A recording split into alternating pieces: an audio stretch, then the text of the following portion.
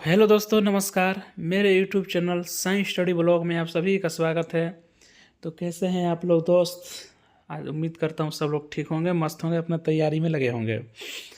दोस्त, जैसा कि आपको पता है कि मैं कंटिन्यू डेली वीडियो डालता हूँ, ठीक है। और जो लोग भाई पढ़ रहे हैं उनके लिए तो बहुत फ़ायदा करेगा, जो नहीं पढ़ रहे हैं भाई उनके लिए तो घाटा ही करेगा। लेकिन कोई दिक्कत नहीं, हमारा पढ़ाने का काम है, आपको बताने का काम है, तैयारी को बूस्ट करने का काम है। लेकिन आप लोग नहीं पढ़ रहे, इसमें मेरी कोई गलती नहीं है, ठीक है।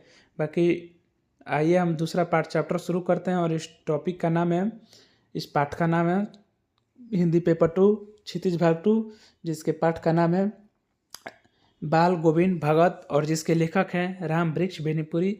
तो थोड़ा सा पहले हम राम वृक्ष बेनीपुरी के बारे में जान लेंगे, इसके बाद हम आगे बढ़ेंगे। देखिए दोस्त, जो क्वेश्चन हेडलाइट है, जो आने की संभावना है, उसे मैं रेड कलर से हाईलाइट कर दिया हूँ, रेड या ग्रीन या येलो, ठीक है। आइए क्वेश्चन को शुरू करते हैं हम। पहले राम वृक्ष बेनीपुरी के बारे में थोड़ा सा हम समझ लें। राम वृक्ष बेनीपुरी का जन्म मुजफ्फरपुर बिहार के मुजफ्फरपुर जिले में बेनीपुर नामक गांव में 1899 में हुआ।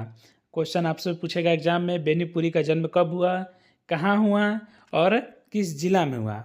जिला नहीं पूछे लेकिन स्टेट पूछ सकता है, ठीक है। हुआ था। उनके माता पिता का देहांत हो गया था बचपन में ही। उन्होंने बहुत कठिनाई सहकर 10वीं कक्षा की पास की और सन 1920 में वे गांधी जी द्वारा चलाए जा रहे असहयोग आंदोलन में कूद पड़े। ये क्वेश्चन भाई बहुत वीवीआई है, ये पूछ सकता है आपको कि राम वृक्ष बेनीपुरी जी किस आंदोलन में कूद पड़े थे अपनी 10वीं क्लास के एग्ज़ाम के बाद। तो असहयोग आंदोलन में, और उन्होंने कई बार उनको जेल जाना पड़ा था और उनका मृत्यु 1968 में हो गए। ये भाई एकदम 3-4 लाइन है, एकदम इम्पॉर्टेंट है, याद रखिएगा। इनकी प्रसिद्ध रचनाएं कौन कौन सी है देख लीजिए एक बार। प्रसिद्ध रचनाएं इन्होंने कौन कौन सी बुक लिखी हैं। माटी की मूर्तें हैं, ठीक है, थोड़ा सा कलम यहाँ चेंज करते हैं। माटी की मूर्तें हैं, गेहूँ और गुलाब है, पैरों में पंख बांधकर है, जंजीरें और दीवारें हैं, पतितों के देश में। कुछ पूछे या ना पूछे, ये जरूर पूछेगा कि पतितों के देश में किसने लिखा है। पतितों के देश में, एकदम वीवीआई है। चिता के फूल, नेत्रदान। उनकी प्रकाशित पुस्तकों की सूची 50 से ऊपर है। मैंने बहुत 50 से ज़्यादा उन्होंने अपने लाइफ में, जीवन में किताबें लिख दी हैं। और आप लोग है कि एक नौकरी नहीं ले पा रहे हैं, ठीक है। चलिए कोई बात नहीं, लग जाएगा नौकरी 2026 में। सभी मेरे सब्सक्राइबर का, जो जो भाई पढ़ रहे हैं, सभी का नौकरी हो जाएगा। मैं बिल्कुल भगवान से दुआ करूँगा आपके लिए। आइए नेक्स्ट चलते हैं पहला क्वेश्चन पे। राम वृक्ष बेनीपुरी का जन्म कहाँ हुआ था? देखिए दोस्त, पूछ दिया क्वेश्चन, 110% भाई पूछेगा, 110%, ठीक है। तो राम वृक्ष बेनीपुरी का जन्म अभी मैं आपको बताया मुजफ्फरपुर बिहार में हुआ था। और कब हुआ था यहाँ पर आप देख सकते हैं, मैंने बताया आपको कब बताया, 1899 में, और उनकी मृत्यु हो गई थी 1968 में, ठीक। नेक्स्ट क्वेश्चन देखिए भाई मेरे। बाल गोविंद भगत पाठ में लेखक के अनुसार भगत ने अपने बेटी की मृत्यु पर अपनी भावनाएं किस तरह व्यक्त की थी। ये थोड़ा जब आप सुनिएगा ना तो एकदम उल्टा व्यक्त की थी। कैसे की थी? गाना गाकर, ठीक है। जब बाल गोविंद भगत के बेटे की मृत्यु हो गई थी तो गाना गाकर अपने भाव को दूसरे से व्यक्त कर रहे थे, ठीक है, गाने के भाव में। नेक्स्ट क्वेश्चन, बाल गोविंद भगत पाठ में भगत को कौन अकेला छोड़ना नहीं चाहती थी? कौन नहीं छोड़ना चाहती थी? तो पुत्र बधू, यानी उसकी बहू, ठीक है, बाल गोविंद भगत की बहू। नेक्स्ट क्वेश्चन, बाल गोविंद भगत पाठ में लेखक के अनुसार भगत कबीर को क्या मानते थे? ये भी बहुत मस्त क्वेश्चन है। भगत कबीर को क्या मानते थे दोस्त मेरे? तो भगत कबीर को साहब मानते थे, ठीक है, साहब है। नेक्स्ट क्वेश्चन, बाल गोविंद भगत पाठ के आधार पर भगत के सिर में किस तरह की टोपी रहती थी भाई मेरे? तो मोरपंथियों की टोपी रहती थी, जिसे मोर नहीं रहता है, कृष्ण भगवान पहन रहते हैं, वो मोर लगा रहता है, उसी तरह की वो टोपी पहनते थे हमेशा। नेक्स्ट क्वेश्चन, बाल गोविंद भगत पाठ में लेखक के अनुसार बाल गोविंद भगत कद के गोरे चिट्ठे आदमी थे, ठीक है। एक सेकंड दोस्त, थोड़ा लग रहा है क्वेश्चन। यहाँ पूछ रहा है बाल गोविंद भगत पाठ में लेखक के अनुसार बाल गोविंद भगत ... कद के गोरे चिट्ठे आदमी थे, ठीक है। तो मैंने किस टाइप के वो आदमी थे? तो छठा का राइट आंसर होगा मंझोले, ठीक है। Is the next answer. ये नहीं पूछेगा लेकिन फिर भी बता दे रहा हूँ। राम वृक्ष बेनीपुरी की रचनाएं पत्र पत्रिकाओं में कितने वर्ष की अवस्था में छपने लगी थी? बहुत ही शानदार क्वेश्चन है। कितने वर्ष की अवस्था में छपने लगी थी? 7 का आंसर 15 नंबर सी।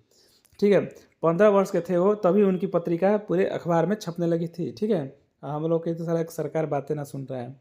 नेक्स्ट, माटी की मूर्ति राम वृक्ष बेनीपुरी का कौन सा संग्रह है? अभी मैंने बताया कौन सा संग्रह है, रेखा चित्र है। ठीक है, नेक्स्ट क्वेश्चन देखिए भाई, लिख लीजिए। आपसे मैं वादा करता हूँ कि ये क्वेश्चन आएगा 110% एग्जाम में।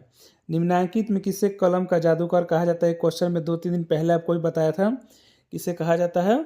किसके बारे में पढ़ रहे हैं आप? राम वृक्ष बेनीपुरी के बारे में। प्रैक्टिस सेट में मैंने करवाया हूँ आपको। नेक्स्ट क्वेश्चन, बाल गोविंद भगत पाठ के आधार पर भगत द्वारा प्रातः काल गाए जाने वाली कौन से गीत है? तो कौन से सुबह में गीत गाते थे? प्रभाती गीत गाते थे। ठीक है, अगर इसका PDF किसी को चाहिए होगा दोस्त मेरे, तो मेरे इस नंबर पर 95075409 पर व्हाट्सएप कीजिएगा। इसका PDF मैं आपको अवेलेबल करा दूंगा। PDF में आपके व्हाट्सएप पर विदा कर दूंगा। बहुत सारे कमेंट कर रहे थे भाई कि PDF दो। मैं बहुत वो लोग को PDF दे रहा हूँ, वो लोग बहुत शुक्रगुजार कर रहे हैं मेरा, और मैं भी उनका शुक्रगुजार करता हूँ कि आप मेरी वीडियो को देख रहे हैं, इसका मतलब। और एक भाई कमेंट किया था कि एक यूट्यूबर है झारखंड में, बहुत बड़ा ही यूट्यूबर है, वो PDF तो दे रहा है लेकिन 49 रुपये में लेकर दे रहा है। अभी कोई मतलब थोड़ी हुआ यार, आप लोग पढ़ने वाले स्टूडेंट हो, अगर आप लोग से कोई पैसा लेगा तो यार सही थोड़ी ना है। अभी आप थोड़ी ना कोई रोजगार कर रहे हो कि भाई पैसा दोगे यार। थोड़ा बहुत खर्चा पानी मिल जाता है, वही ढेर है, वही ज़्यादा यार। पैसा देगा जब पढ़ाई करो तो कोई फ़ायदा ना है। मैं वैसा काम नहीं करता हूँ। ठीक है, नेक्स्ट क्वेश्चन, बाल गोविंद भगत पाठ में प्रभाती गीत मुख्य रूप से किसके लिए गाई जाती है? तो किसके लिए गाई जाती है? तो बच्चों को जगाने के लिए गाई जाती है। Is the right answer. Next question, बाल गोविंद भगत पाठ में लेखक अनुसार भगत किनके गीतों को गाते और झूठ नहीं बोलते हैं? कि नहीं बोलते हैं किसके? कबीर के बहुत बड़े फैन थे, समझ लिए भक्त थे। कौन? तो बाल गोविंद भगत है। नेक्स्ट, गांधी जी द्वारा चलाए गए कौन सा आंदोलन में राम वृक्ष बेनीपुर जुड़ गए थे? ले भाई आ गया ना, मैं बोला ना कि क्वेश्चन जरूर पूछेगा कि बाल गोविंद भगत राम वृक्ष बेनीपुरी किस आंदोलन में जुड़े हुए थे। तो ये लो भाई, असहयोग आंदोलन इज द राइट आंसर। भाई छपेगा क्वेश्चन, मैं वही पढ़ाता हूँ जो आपको एग्जाम के पॉइंट ऑफ व्यू से इंपॉर्टेंट है। ठीक है, फालतू का क्वेश्चन पढ़ाकर मैं अपना और आपका भी समय बर्बाद नहीं करना चाहता। और इतना मत पढ़ा दो कि स्टूडेंट कन्फ्यूज हो जाएंगे क्या पढ़े क्या ना पढ़े। नेक्स्ट क्वेश्चन, राम वृक्ष बेनीपुरी ने किस लिए पत्रकारिता और साहित्य लेखन को अपनाया था? तो किस लिए अपनाया था दोस्त मेरे? आजीविका के लिए। ठीक है, जीविका समझ रहे हैं ना, जीविका के जीवन के लिए। नेक्स्ट, बाल गोविंद भगत पाठ के आधार पर भगत को अपनी पतोहू के किस काल की चिंता थी? किस काल की चिंता थी? तो भविष्य काल के, क्योंकि उनके बेटे की मृत्यु हो गई थी, तो फिर उनको चिंता थी कि मेरी पतोहू कैसे आगे जीवन यापन करेगी। तो वो क्या करते हैं, मैं आपको बता देता हूँ। अपने पतोहू के भाई को बुलाते हैं और उनको बोल देते हैं कि ले जाकर इनकी दूसरी शादी करवा दो। ठीक है, नेक्स्ट क्वेश्चन, बाल गोविंद भगत पाठ में संबल शब्द का अर्थ क्या है? बहुत ही मोस्ट इंपॉर्टेंट क्वेश्चन है। संबल शब्द का अर्थ है दोस्त मेरे सहारा। ठीक है, संबल माने होता है सहारा देना किसी को। नेक्स्ट, बाल गोविंद भगत पाठ के आधार पर बाल गोविंद भगत का व्यवहार कैसा था? उनका व्यवहार जो था कैसा था? व्यवहार बैरागियों की तरह था, भक्तों की तरह था, साधुओं की तरह था, उपरोक्त सभी। ऐसा जहाँ क्वेश्चन आता है और उपरोक्त सभी और ये भी दोनों रहता है, वो अधिकतर सही होता है। ठीक है, इज द राइट आंसर 17 का डी। ये लीजिए आपका सेकेंड और लास्ट क्वेश्चन, बाल गोविंद भगत पाठ में बाल गोविंद भगत के परिवार में कुल कितने सदस्य थे? तो कुल कितने सदस्य? केवल 3 सदस्य थे, बाल गोविंद भगत, उनकी बेटे और उनके बहू। ठीक है, नेक्स्ट लास्ट क्वेश्चन, तरुण भारती और बालक पत्रिका का संपादन किसने किया था? ये भी लिख लीजिए भाई, 110% छपेगा क्वेश्चन। ठीक है, तो अब किसके बारे में पढ़ रहे हैं? राम वृक्ष बेनीपुरी के बारे में, याद रखिएगा। देखिए दोस्त, मैं आपको वही चीज़ पढ़ा रहा हूँ जो आपको एग्जाम के पॉइंट ऑफ व्यू से ज़रूरी है। फालतू का ज़्यादा पढ़ाकर अच्छा नहीं लगेगा, आपको याद करने में भी दिक्कत होगी। और जो मैं 19 क्वेश्चन आपको बताया, अगर ये आप 1-2 बार वीडियो देख लेंगे तो आपको बहुत अच्छे से समझ में आ जाएंगे और मेरे हिसाब से आपके एग्ज़ाम में बहुत फ़ायदा करेगा। भाई मैं एक बार पढ़ के देखिए, मेरे पर भरोसा करके देखिए।